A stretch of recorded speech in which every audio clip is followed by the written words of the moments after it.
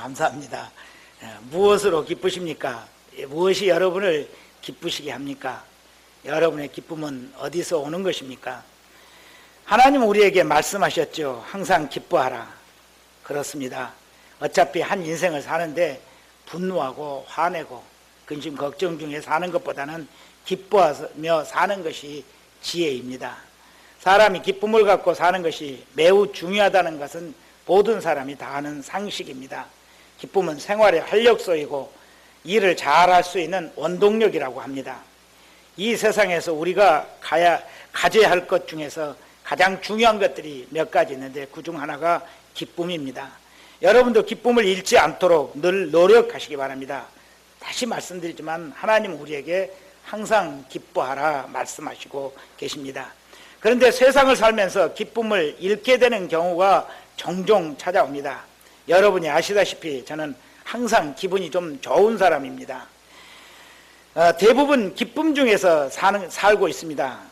저는 저에게 어떤 일이 있어도 하나님의 말씀에 순종하면서 항상 기뻐하며 살려고 무척 노력하고 있습니다. 그렇지만 요즘 저에게서 기쁨이 많이 사라졌습니다. 그것은 교회 재건축으로 인한 시청과 그리고 시행사의 횡포 때문입니다. 예배 후에 정기 재직회 때에 상세히 설명을 드리고자 합니다.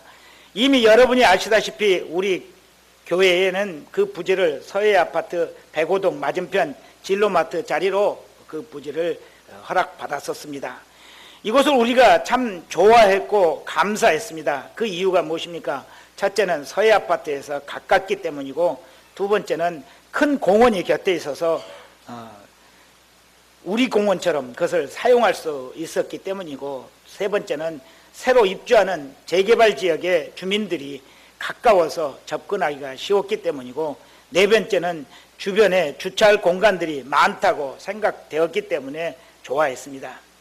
그런데 시청이 시행사에 요구하기를 교회 자리에 시청 산하 기관 여러 기관들을 배치할 예정이니 교회를 다른 곳으로 옮겨달라고 했다고 합니다. 그래서 시행사는 우리 교회 위치를 우리와는 전혀 상의한 적도 없이 지금 있는 우리 교회 바로 옆에, 여기 바로 옆에로 위치를 변경했습니다. 그런데 이것이 제가 보기에는 마음에 별로 들지 않습니다. 공원으로부터 멀어졌고 또 큰 도로에서부터 교회로 바로 차량이 진입할 수 있는 진입로가 없게 되었고, 개인주택이 곁에 있어서 민원 발생 소지가 높아졌기 때문입니다. 또 새로 이주하는 입주민들의 접근도 훨씬 멀어졌기 때문에 이것이 마음에 들지가 않습니다. 그래서 시와 시행사에 공문으로 여러 번 항의를 했는데 힘없는 우리의 의견은 철저히 묵살되는 것 같습니다. 이 일 때문에 3일 전 재개발 사업지구 조합총회에 가서 제가 강력하게 그 부당성을 지적하고 시정을 요청했습니다. 저희의 의견에 모든 사람들이 다 공감했고 칼자루를 진 시와 시공사도 다 인정을 했지만 시정하겠다고 약속하지는 않았습니다. 미안하다고 말은 합니다. 그렇지만 그냥 그들의 뜻대로 진행할 심사인 것이 분명합니다. 이에 대해서 다각적인 대응 방법을 모색해 보지만 승산의 가능성은 거의 없습니다. 그래서 교회는 각 순별로 일주일에 한 사람씩 한 끼씩 금식하고 기도하자고 요청했습니다. 이 문제가 해결될 때까지 이 금식 기도를 계속하고자 합니다. 여러분 모두 이 일에 적극 동참해 주시기를 요청합니다. 이 일로 제 마음에 상처가 생겼습니다. 기쁨을 유지하기 어렵게 되었습니다. 아픈 머리에 더 찌르고 고통을 주고 있습니다. 또 이런 일로 마음이 상하여 기도하는 자세가 흐트러지지 않나 하는 걱정도 있습니다. 기도하는 사람이 마음이 평안하고 기쁨이 넘친 심령으로 하나님께 나아가야 하는데 기분이 상한 마음으로 기분 나빠서 근심 걱정으로 분노 가운데 하나님 앞에 나아가 기도한다는 것이 하나님께서 별로 좋아하시지 않는 것 같아서 제 마음이 편치가 않습니다. 그래서 어찌하든지 주 안에서 기쁨을 되찾으려고 기도를 했습니다. 하지만 쉽지가 않았습니다. 고심고심했습니다. 그러다가 최근에 해결을 받았습니다. 도마가 주님을 향하여 이런 고백을 했었죠. 나의 주님이시오 나의 하나님이십니다. 이 고백을 보면서 제가 깨달았습니다. 그렇지, 예수님은 바로 나의 하나님이시지. 그래, 하나님은 전능하시고 나를 지금도 사랑하고 계셔. 못할 일이 없으시지. 그 믿음을 새롭게 갖자 하는 생각이 들자 걱정과 분노가 사라졌습니다. 또 새벽기도에서 야곱이 야복 강가에서 천사와 씨름하면서 기도한 모습을 보면서 나도 기도하자, 주님께서 해결해 주실 거야 하는 믿음으로 상한 마음이 위로를 받았습니다. 다시 기쁨이 찾아왔습니다. 현실은 대단히 어렵고 상황은 조금도 변하는 것이 없고 그대로지만 주님을 믿는 믿음으로 승리할 것을 생각하니 기쁨이 되살아난 것입니다. 또 저를 기쁘게 하는 일들이 우리 교회 안에는 몇 가지 있습니다. 저는 뭐니 해도 중보 기도 팀원들이 꾸준하게 성실하게 기도하는 것이 저를 늘 기쁘고 행복하게 합니다. 든든합니다. 중보 기도팀은 여러분 감사합니다. 또 새소식반이 참 열심히 활동을 해서 이 땅의 어린이들에게 열심히 복음을 전하는 것이 저에게 참 큰 기쁨입니다. 목사님들을 만나면은 이것을 자랑도 많이 합니다. 역시 여러분에게 감사를 드립니다. 또 하여 전도팀원들이 지치지 않고 열심히 전도하는 것도 저를 늘 기쁘게 합니다. 전도의 열매가 어디 있느냐고 물으실 수 있겠지만 전도는 열매보다는 순종이며 충성인 것입니다. 우리는 그저 순종하는 것이고 열매는 주님께서 거두실 줄로 믿습니다. 전도팀 여러분에게도 감사를 드립니다. 저를 기쁘게 해주는 일이 또 있습니다. 그것은 제가 제안을 하지도 않았는데 남자 집사님 몇 분과 부목사님이 토요일 전도를 나가고 있는 것입니다. 부목사님이 주선한 것도 아닙니다. 평일에 직장에서 일하고 토요일은 교회에서 주님을 위해서 전도해야겠다는 마음으로 시간을 낸 사람들이 계시는데 이 일이 쉬운 일은 아닙니다. 그런데 남자 집사님들이 앞장서서 전도를 해주시니 정말 감격스럽고 감사합니다. 우리 제2남전도에서는 이제 토요일은 아예 전도하는 날로 작정하고 매주 토요일이면 전도를 하기로 했다고 합니다. 정말 여러분 감사합니다. 또 지난 주간에 저를 기쁘게 하는 일이 하나 더 있었습니다. 그것은 우리 교회가 재건축 문제로 순별로 나누어서 각자 한 끼씩 금식 기도를 하자고 했습니다. 그런데 어느 날 점심을 먹고 교회에 왔더니 어떤 분이 본당에서 오래오래 기도를 하셨습니다. 아마 3시간 이상은 기도하신 것 같습니다. 제가 계속 지켜볼 수 없어서 정확한 시간을 재지는 않았지만 얼추 3시간 이상은 될 것 같았습니다. 아주 간절히 기도를 하시는데 그 모습이 꼭 천사같이 아름다웠습니다. 알고 보니 그날 점심 금식을 책임지고 맡으신 분이었다고 합니다. 여러분 모두 감사합니다. 이렇게 각자 맡은 일에 하나님 앞에 성실을 다하니 참 감사합니다.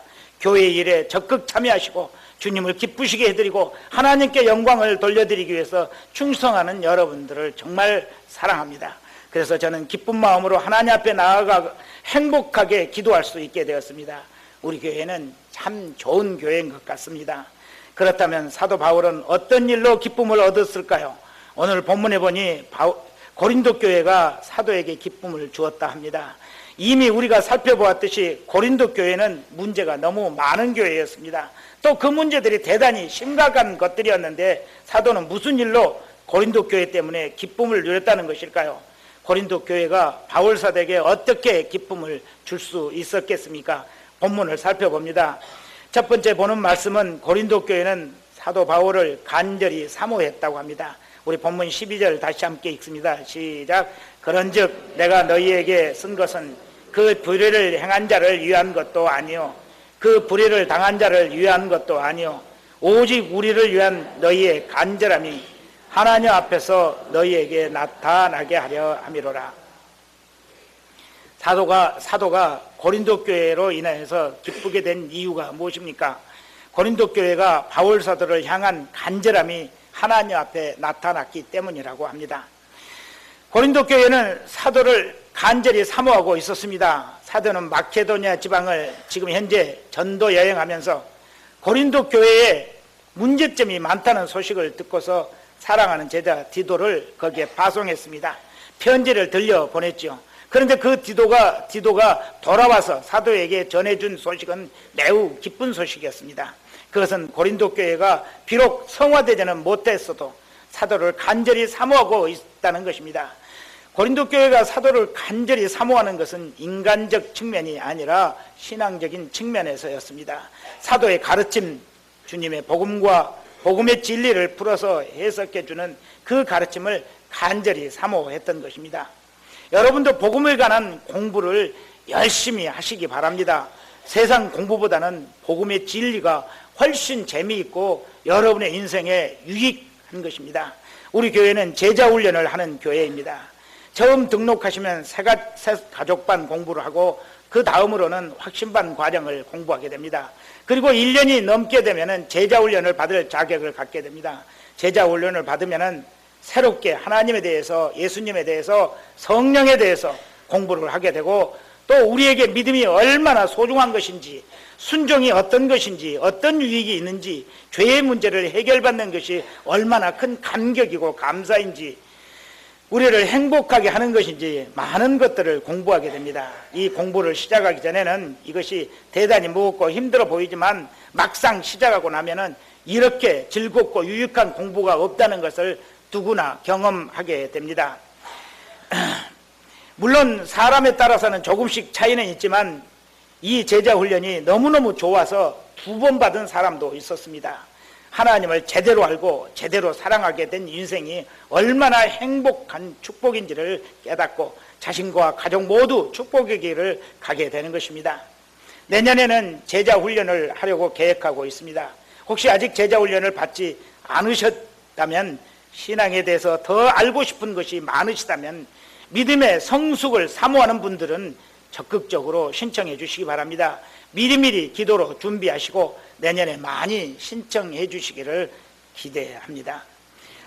아무튼 고린도 교회가 그들의 삶은 엉망이고 부끄러웠지만 사도의 가르침을 좋아하고 사모했던 것입니다.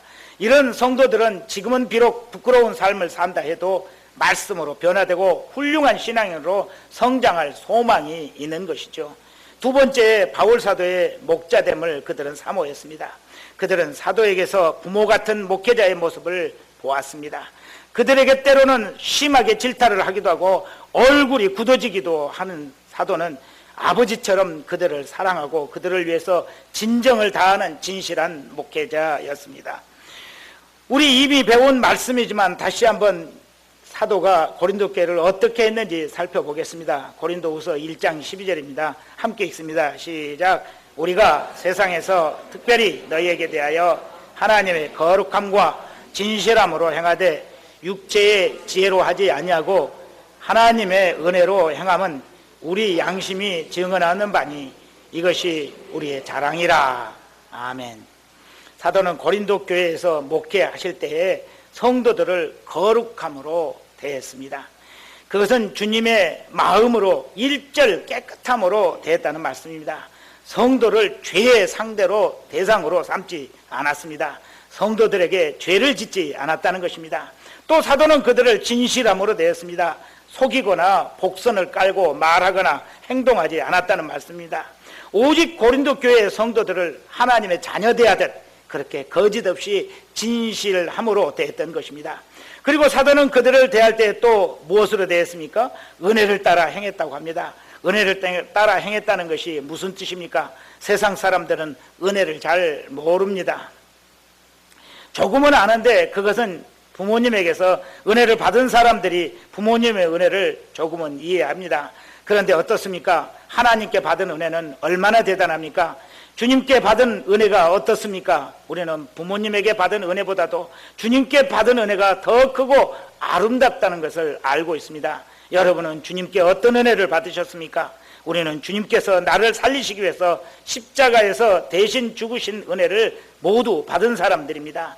또 우리가 수없이 많은 잘못을 하고 주님을 실망시킨 적이 한두 번이 아니었지만 주님은 언제나 우리를 용서하시고 그 품에 다시 안아주셨습니다. 우리를 사랑하시고 위로하시고 평안을 주시고 기도를 들어주시고 계십니다. 영원한 생명을 주시고 천국을 선물로 주셨습니다. 또 우리가 세상 죄의 유혹에 빠지지 않도록 성령으로 보살피시고 깨우치고 계십니다. 또 우리가 인생길을 알지도 못하고 가고 있는데 이때에도 주님은 우리 곁에 오셔서 우리를 살피시고 보호해 주고 계신 것입니다. 이런 것들 우리가 받은 은혜들입니다. 그런데 사도가 고린도 교회를 그렇게 대했다는 것입니다. 그들이 아무리 잘못을 해도 그들을 또 용서하고 용서했던 것입니다. 바른 길로 인도하기 위해서 가르치고 기도했습니다. 그들이 아무리 실망시켜도, 사도를 실망시켜도 실망하지 않았습니다. 오히려 그들을 더 사랑하며 가슴에 품고 기도했습니다. 그들에게 더 좋은 것을 주기 위해서 자신은 힘들고 어려운 일들을 자처했고 항상 친절과 봉사로 섬기는 분이셨습니다. 이러한 사도를 그들이 간절히 사모한 것은 어쩌면 당연한 것이라 할 것입니다.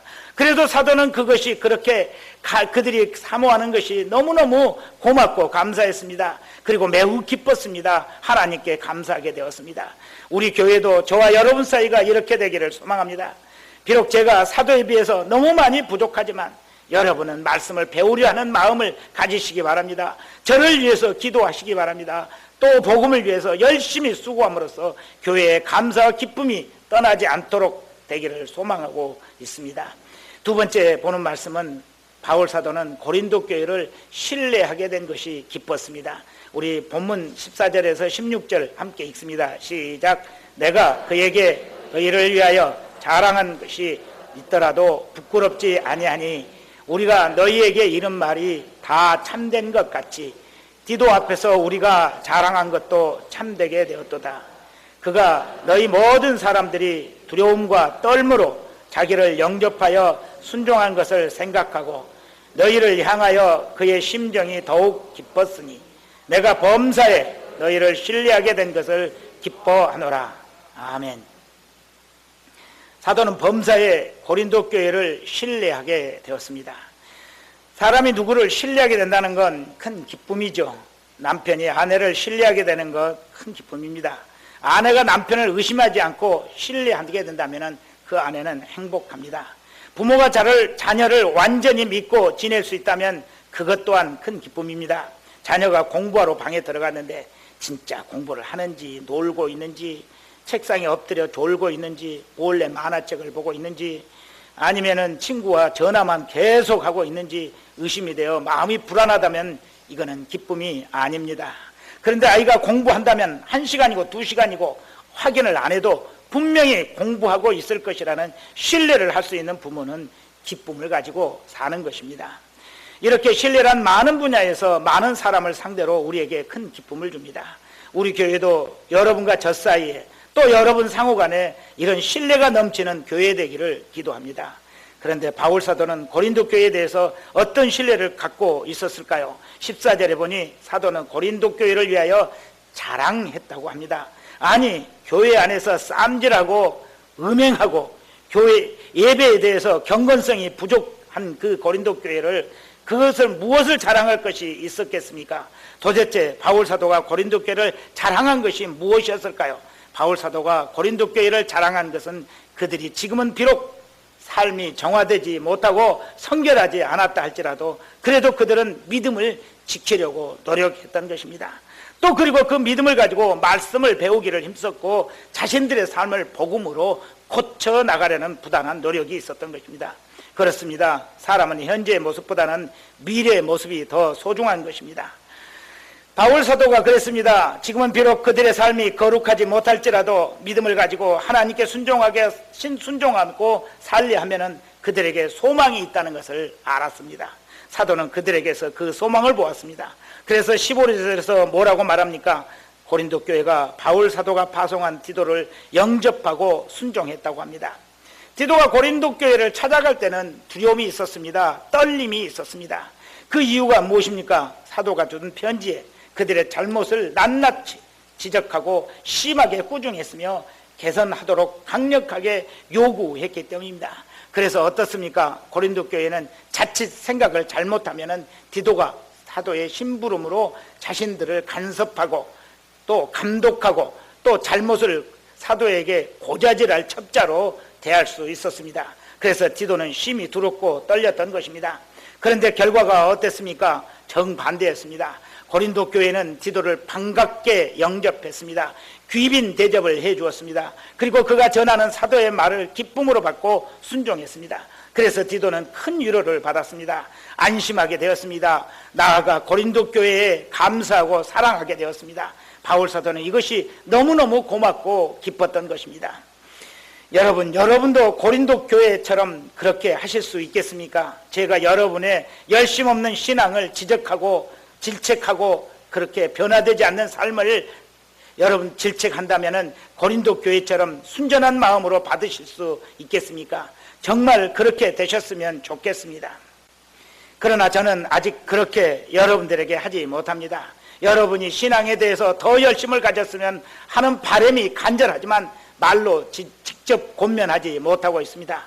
기도만 하는 것입니다. 지적하면 마음의 상처를 받고 주님을 더 멀리하지 않을까 하는 두려움이 있기 때문입니다. 저는 예배 시간에 늘 참석한 성도들을 한 사람 한 사람 살펴보며 기도를 합니다.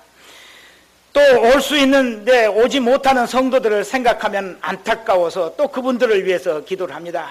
세상에 뭐가 그리 중요한 일이 많아서 하나님께서 기뻐 받으시는 예배를 드리러 오지 못하는 것인지 간절한 마음으로 기도하게 됩니다.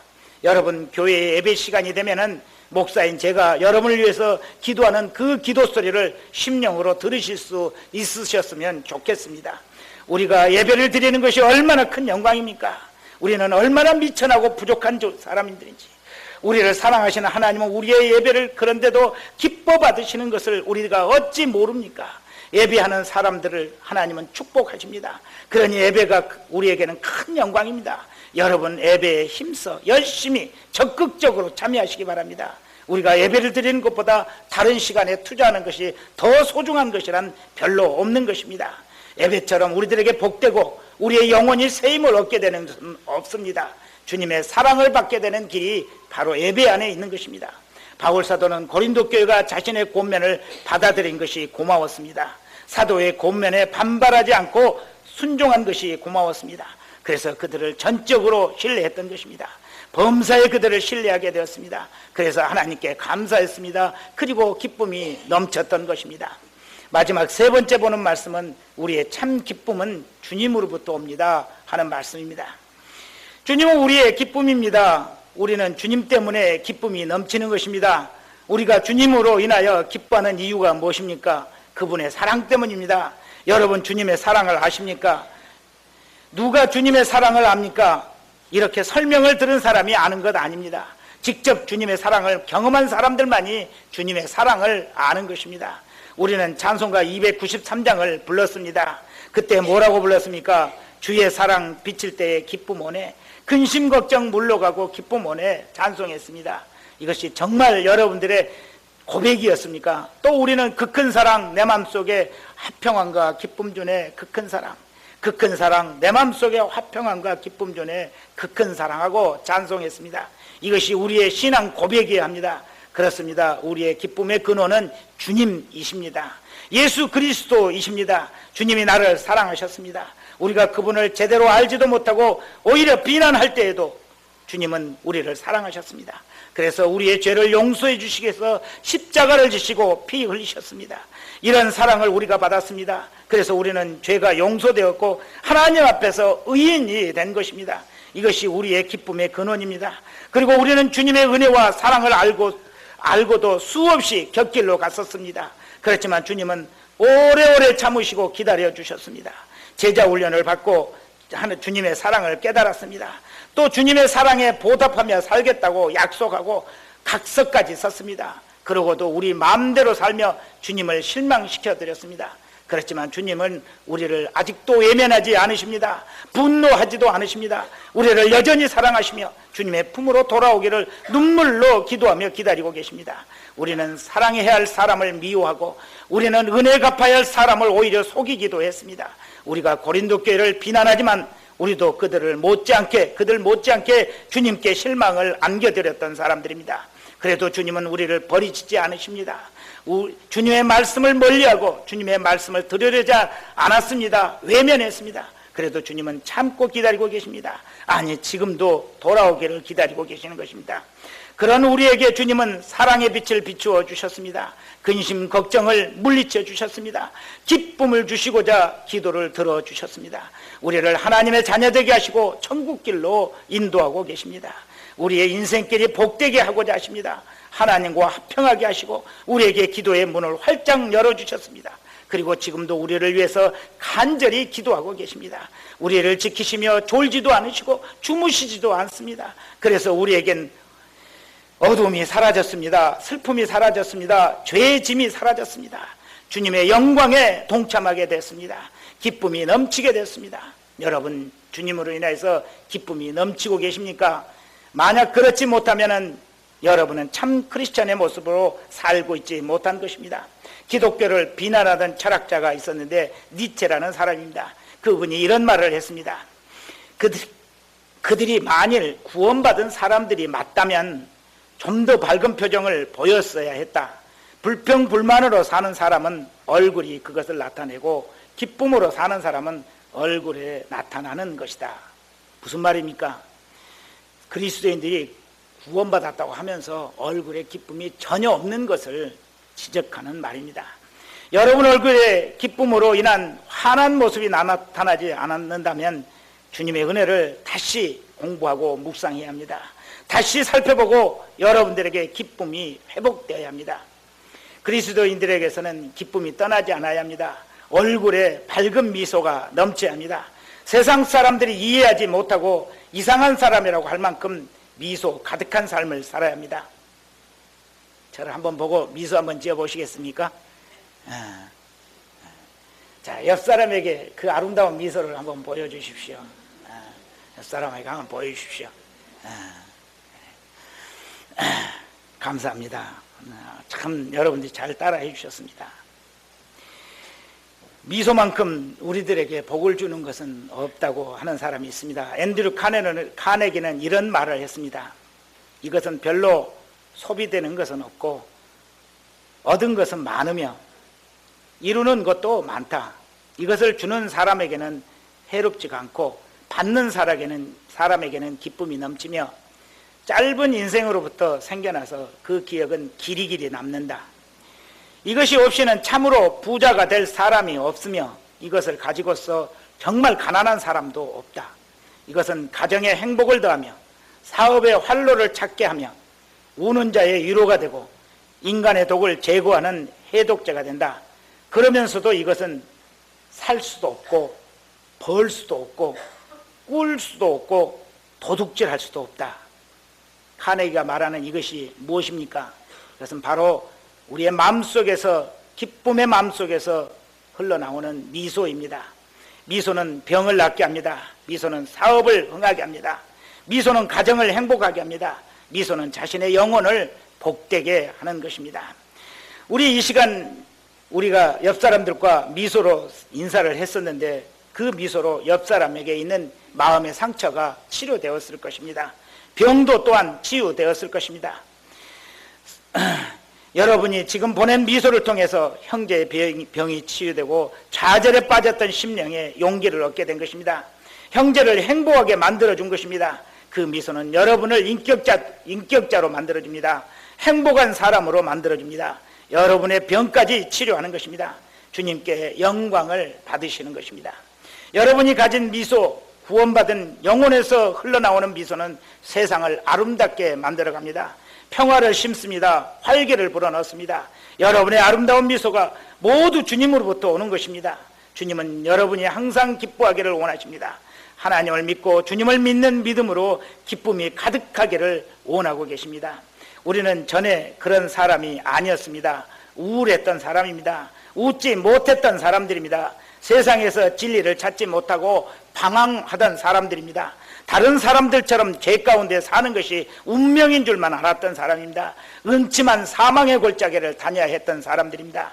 그런 우리에게 주님이 찾아오셨습니다. 주님을 영접하기를 원하셨습니다. 그 주님의 음성을 우리는 듣고 주님을 영접하게 되었습니다. 그러자 우리에게 기쁨이 찾아왔습니다. 생명이 찾아왔습니다. 영생이 우리에게 주어졌습니다. 새 사람이 되었습니다. 머리털보다도 더 많던 죄들이 눈보다 희어지게 된 것입니다. 사망의 음침한 골짜기를 탈출하여 예수의 밝은 빛, 영광의 빛으로 들어가는 복을 누리게 된 것입니다. 이제 우리는 마음에 가득한 이 기쁨을 그 무엇과도 바꿀 수 없는 사람들이 되었습니다. 말씀을 맺습니다. 사랑하는 여러분, 축하드립니다. 주님으로 인하여 어둠을 벗어버리고 밝은 빛, 주님의 영광으로 들어오시게 된 것을 축하드립니다. 기쁨이 없었던 마음에 넘치는 기쁨으로 가득하게 된 것을 축하드립니다. 여러분의 얼굴에서 미소가 넘치게 된 것 또한 축하를 드립니다. 그 기쁨, 그 미소로 세상을 넉넉히 이기고 승리하게 된 것을 축하드립니다. 여러분의 인생 동안 그 기쁨이 떠나지 않게 되기를 주님의 이름으로 축원합니다. 기도드리겠습니다. 우리를 구원하시고 우리에게 참 기쁨을